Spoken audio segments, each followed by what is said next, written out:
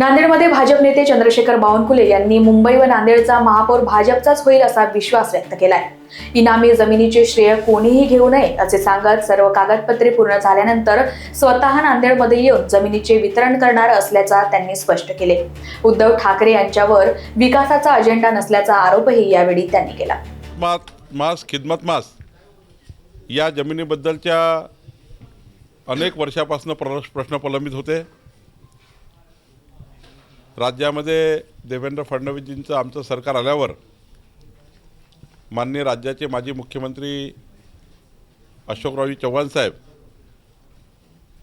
आमचे या ठिकाणी राज्याचे माजी राज्यमंत्री डी.पी. सावंत साहेब, अमर राजूरकरजी, अजित गोपछाडेजी आणि सर्वच भारतीय जनता पक्षाच्या नेत्यांनी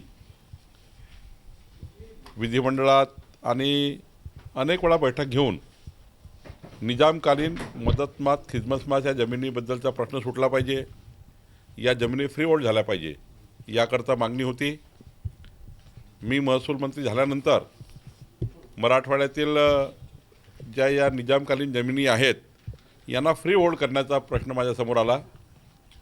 यापूर्वी माननीय मंत्री राधाकृष्ण विखे पाटीलजी यांनी यामध्ये खूप त्या ठिकाणी समोर गेलं होतं, पण आता मी विधिमंडळामध्ये कायदा करून माननीय मुख्यमंत्री देवेंद्र फडणवीसजींनी या कायद्याला विधिमंडळात मान्यता देण्याकरता सभागृहात हा कायदा आणला आणि मला या गोष्टीचा अभिमान आहे की संपूर्ण मराठवाड्याचा हा प्रश्न होता।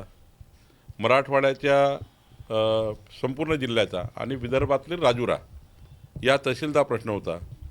या सर्व जमिनी आता आम्ही फ्री होल्ड केलेल्या आहे।